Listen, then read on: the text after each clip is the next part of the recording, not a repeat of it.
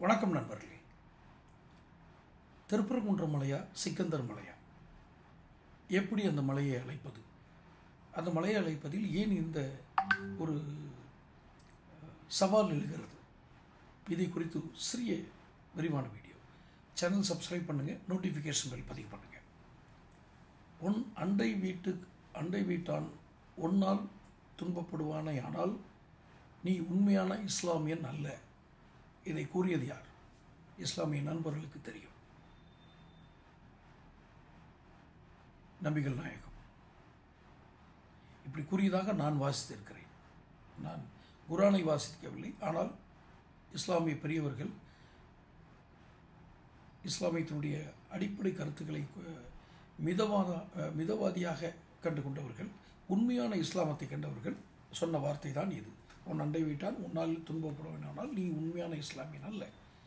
இது போன்ற உயர்ந்த சித்தாந்தங்களையும் வாழ்க்கை நெறிகளையும் தர்மங்களையும் அடிப்படை மனித நேயங்களையும் கொண்ட ஒரு மதம் இஸ்லாம் என்று நான் அறிகிறேன். ஆனால் மிக நீண்ட காலமாக ஒரு இஸ்லாமிய இந்து வழிபாட்டு முறை, இந்து வாழ்க்கை முறை மதத்தை சார்ந்தவர்கள், வாழ்க்கை முறையாக கொண்டவர்கள், இஸ்லாத்தை வாழ்க்கை முறையாக கொண்டவர்கள், உறவுகள், இரத்த உறவுகள் போல உறவு பேர் சொல்லி மாமா மச்சான் அழைக்கிற அளவுக்கு இருக்கிறார்கள், இன்னும் இருக்கிறார்கள். இதில் எங்கு இந்த பிளவுவாதம் உள்ளே வருகிறது? இப்போ திருப்பரங்குன்றம் மலை அதை பிரச்சனைக்கு போராட்டம் பண்ணாங்க இஸ்லாமிய அமைப்புகள் சேர்ந்து, அது மாநில அளவில் உள்ள செயல்படக்கூடிய இஸ்லாமிய அமைப்புகள் சேர்ந்து போராட்டம் பண்ணிக்கிறார்கள். இங்கு தான் என்னுடைய கருத்து சற்று வித்தியாசமாக வேறுபட்டு நான் காண்கிறேன். என்னவென்றால், அது முதலில் ஒன்றை நன்றாக உற்று கவனியுங்கள். அந்த மலையில் காசி விஸ்வநாதர் கோயிலும் இருக்கிறது, தர்காவும் இருக்கிறது, கீழே அறுபடை வீடுகள் ஒன்றான முருகன் ஆலயமும் இருக்கிறது. இது ஒரு மத ஒற்றுமைக்கு அடையாளமாகத்தான் நாம் முதலில் பார்க்க வேண்டும். இந்த பார்வையிலிருந்து மாறினால், இந்த பார்வையிலிருந்து சற்று விலகி பார்த்தால் இது மத பிரச்சனையாகிவிடும். இது ஒரு சென்சிட்டிவ் மேட்டர்னால ரொம்ப கவனமாக பேசுகிறேன். ஏனென்றால் எளிதில் உணர்ச்சிவசப்பட்டு இருதரப்பிலும் இந்து முன்னணி, RSS என்ற அமைப்பு சேர்ந்தவர்களும் இங்கு இருக்கும் இஸ்லாமிய அமைப்புகளும் எளிதில் உணர்ச்சிவசப்பட்டு சில வார்த்தைகளை பொதுவெளியில் விட்டுவிடுகிறார்கள். அது முற்றிலுமாக ஒற்றுமையை சீர்குலைக்கக்கூடியதாக இருக்கிறது. அது திருப்பரங்குன்றம் மலை என்பது காலங்காலமாக அழைத்து வருவது. அது சிக்கந்தர் மலை என்று ஒருவர் அழைப்பதற்கு முயற்சி செய்வாரானால், ஒரு அமைப்பதற்கு முயற்சி செய்வானால் அது தவறு. காரணம், ஏதோ ஒரு வழிபாட்டு முறை உங்களுக்கான இருக்கிறது. இன்றளவும் சிக்கந்தர் அந்த இருக்க தர்காவில் போய் கும்பிட்டு வரவங்க இருக்காங்க. இன்னொன்றையும் இங்கு கூறுகிறேன், தர்கா வழிபாடு என்பதே இஸ்லாமியர்களுக்கு ஏற்புடையதா? அதுவே ஒரு சர்ச்சைக்குரிய விஷயமாக தான் இஸ்லாமியர்களுக்குள் இருக்கிறது. அப்படி அவர்களுக்குள்ளே ஒரு கருத்து வேறுபாடு, அது ஒன்றும் பிளவில்லை. ஆனால் தர்கா வழிபாடு இறந்தவர்களை புதைத்த இடத்தை வைத்து கும்பிடுவது, இறந்தவர்கள் அந்த ஆன்மாக்கள் இறைவனிடம் நமக்காக வேண்டி வரங்களை பெற்று தருவார்கள் என்ற அடிப்படை நம்பிக்கை உள்ளவர்கள், இஸ்லாமியத்தில் ஒரு பிரிவு உள்ளவர்கள் தான் தர்கா வழிபாடு. இங்கு இப்போ பிரச்சனை என்ன வருது, போராட்டம் எதுக்காக நடக்குது? நான் அறிந்ததை கூறுகிறேன், தவறு இருந்தால் திருத்திக் கொள்கிறேன். அங்கு வழிபாடு செய்வதற்கு எந்த தடையும் இல்லை. ஆனால் கார்த்திகை தீபம் அன்று அங்கு அந்த மலையில், உச்சி மலையில் தீபம் ஏற்றுவதற்கு இன்றளவும் தடை இருக்கிறது. இதை நினைவில் கொள்ளுங்கள். அமரர் தீபம் என்று சொல்வார்கள். திருப்பரங்குன்றம் கோயிலில், அந்த முருகன் கோயிலில் அமரர் தீபம் ஏற்ற வேண்டிய இடத்தில்தான் கார்த்திகை தீபம் ஏற்றப்படுகிறது. இது இஸ்லாமிய நண்பர்களுக்கும் தெரியும். அவர்கள் இதை முதலில் வேதனையாக எடுத்துக்கொள்ள வேண்டும். நம்மளுடைய அமைப்பு சார்ந்தவர்கள், அதாவது இஸ்லாமிய அமைப்பு சார்ந்தவர்கள் இப்படி ஒரு வேலையை செய்து ஒரு கார்த்திகை தீபம் ஏற்றி வழிபட வேண்டிய ஒரு வழிபாட்டு முறையை அமரர் தீபம், அதாவது இறந்து போனவர்களுக்கு அல்லது அந்த இறக்கும் நிலையில் இருப்பவர்களுக்காக ஒரு தீபம் போடுவார்கள். அந்த தீபம் ஏற்பட வேண்டிய இடத்தில் கார்த்திகை தீபம் ஏற்றப்படுகிறது.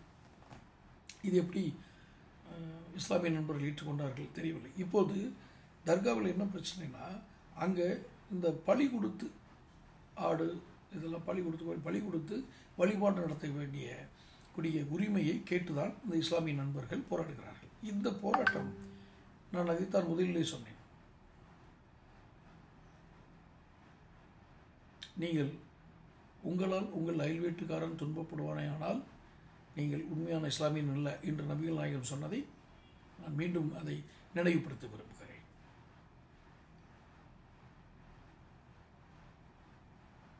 ஒரு வழிபாட்டு ஒரு வழிபாட்டு இடத்துக்கு வருபவர்கள் பலியிடுதல் என்ற ஒரு பழக்கம் அந்த கோயிலில் இல்லை. முருகனுக்கு பலியிடவில்லையா, பலியிட்டு படைப்பது முருகன் திருத்தலங்களில் இல்லையா என்று கேட்பவர்களுக்கு ஒன்றே என்று கூறுகிறேன். அந்த திருப்பரங்குன்ற மலையில் அப்படி இல்லை. அந்த பழக்கம் திருப்பரங்குன்ற மலையில் இல்லை. அந்த இடத்தில் நாங்கள் பலி கொடுப்போம் என்று வருவதுதான் சற்று ஒரு நெருடலான விஷயமாக இருக்கிறது. இரண்டாவதாக, கார்த்திகை தீபத்தை ஏற்ற விடாமல் எங்கள் இதை கடந்து அது செல்லக்கூடாது, இதெல்லாமோ பண்ணதுனால தான் கார்த்திகை தீபம் மேலே போனால் அந்த பிரச்சனையாயிரும் சொல்லி தான் கீழே அமரர் தீபம் ஏற்ற இடத்துல எடுத்துறாங்க. எவ்வளவு மனவலியோடு இருப்பார்கள். ஒரு வழிபாட்டு முறை நடத்துபவர்கள், நான் இந்து என்று பெரும்பான்மையாக வாழ்பவர்கள் என்ற அடிப்படையில் நான் சொல்லவில்லை. ஒரு வழிபாட்டு முறை நடத்துபவர்கள். இது இரண்டும் ஒரே இடத்தில் இருவேறு மதங்கள், இருவேறு வாழ்க்கை முறைகள், இருவேறு வாழ்க்கை நெறிகள், ஆனால் தர்மம் ஒன்று. இதற்கு அடையாளமாகத்தான் இரண்டையும் ஒரே மலையில் வைத்து வழிபாடு நடத்தி வருகிறார்கள் முன்ற காலத்தில் இருந்து. ஏன் இப்போது இந்த பிரிவினைவாதம் வருகிறது?